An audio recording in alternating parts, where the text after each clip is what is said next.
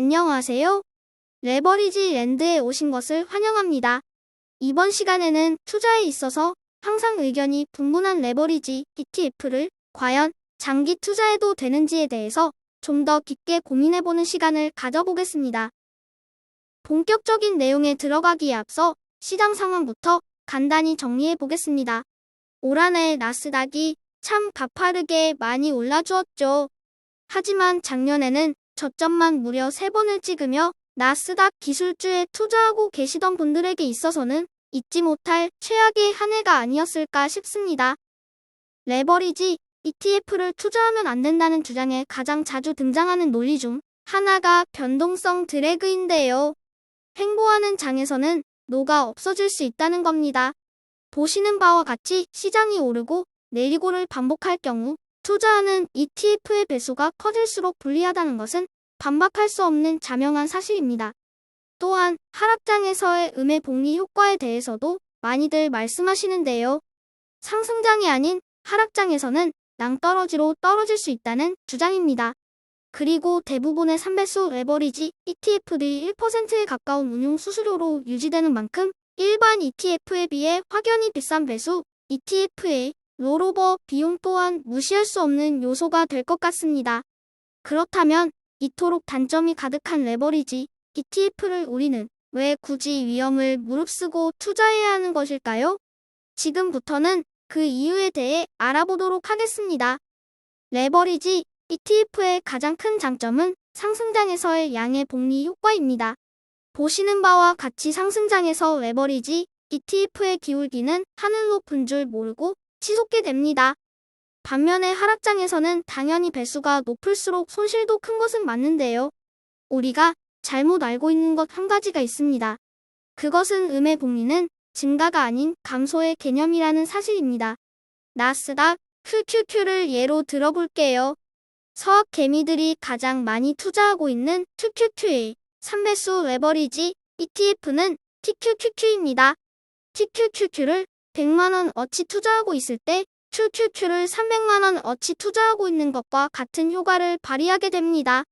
거기에 상승장에서는 양의 복리 효과가 붙어 더 크게 불어나는 것이고요. 반면에 하락장을 맞았을 때는 100만원을 투자했을 때보다 300만원을 투자했을 때 더 많은 손실을 보는 것이야 당연한 이치겠으나 레버리지 ETF이기 때문에 더 큰 손실을 본다는 것은 잘못 알고 있는 상식입니다. 레버리지 ETF를 투자할 때는 기본적으로 항상 투자금의 3배로 투자하고 있다고 생각하고 있어야 하며 하락장에서는 1배수에 비해서 3배로 손실을 보게 된다는 것도 반드시 염두에 두어야 합니다. 하지만 상승장에서 양의 복리 효과를 보듯이 하락장에서도 음의 복리 효과로 더 크게 하락하진 않는다는 것이 핵심입니다. 음의 복리 효과로 오히려 득을 보게 되지요. 3배수 레버리지 ETF들의 주가가 심하게 쪼그라 들었을 경우 주식 병합을 하는 경우를 종종 보게 되는데요. 음의 복리 효과로 인한 괴리율로 인해 다시 몸집을 키우는 것이라고 이해하시면 될 것 같습니다.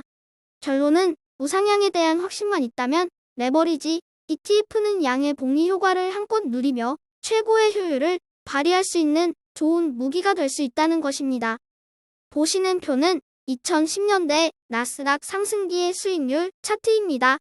나스닥 내 상위 100개 기업을 추종하는 QQQ ETF가 10년간 7.4배 상승했을 때 QQQ를 3배수로 추종하는 TQQQ는 무려 86배 상승했습니다. 단순 계산식으로 곱하기 3으로 하면 20여 배가 상승해야 정상인데 실제는 무려 80배 넘게 상승했다는 것만 보아도 상승장에서의 양의 복리 효과가 얼마나 엄청나고 대단한 것인지를 알 수 있습니다.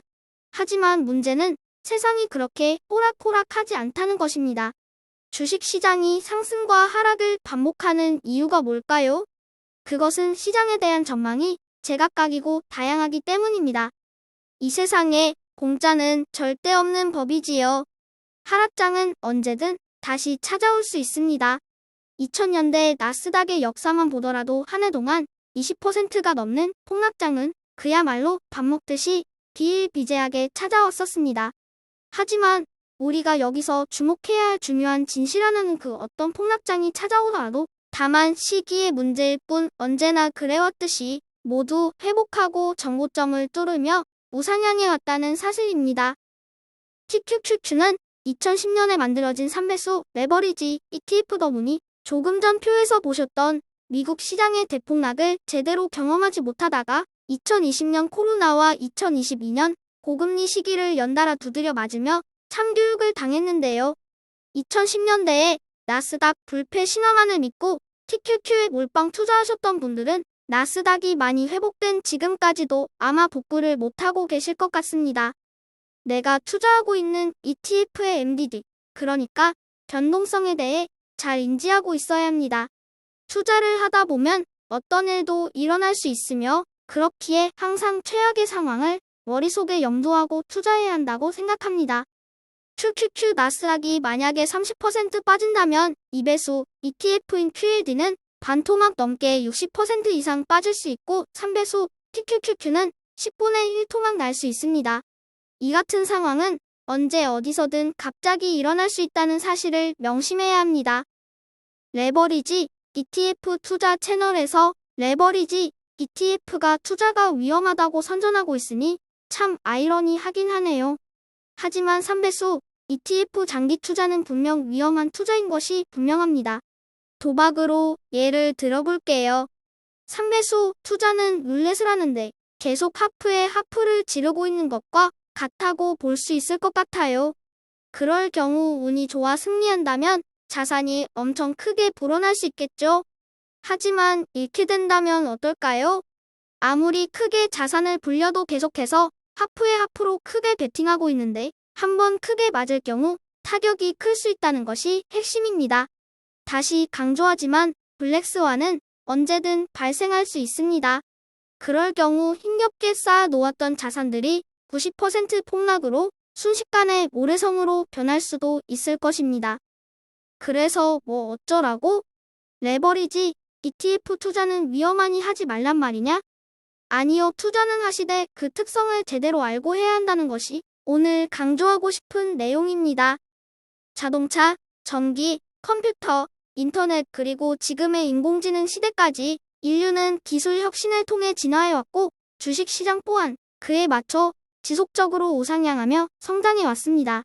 그것이 지금까지 자본주의 시장의 역사이고 이 같은 기조는 앞으로도 틀리지 않을 것이라고 확신합니다. 전 세계의 혁신 기업들이 모두 모여있는 미국의 나스닥 시장의 장기 우상향을 믿어 의심치 않습니다. 그리고 그것이 나스닥 기술주 종목의 레버리지 ETF로 투자하고 있는 가장 큰 이유입니다. 레버리지 ETF의 비중은 본인이 처한 상황에 따라 알아서 잘 조절해야 한다고 생각합니다. 시간을 견딜 수 있고 현금 흐름이 좋은 분들은 비중을 늘려도 상관이 없지만 당장 써야 하는 자금을 가지고 투자하시거나 남은 자산을 레버리지 ETF에 몰빵하는 것은 매우 위험한 일이라고 생각합니다. 사람이 살아가다 보면 그 어떤 일도 일어날 수 있습니다.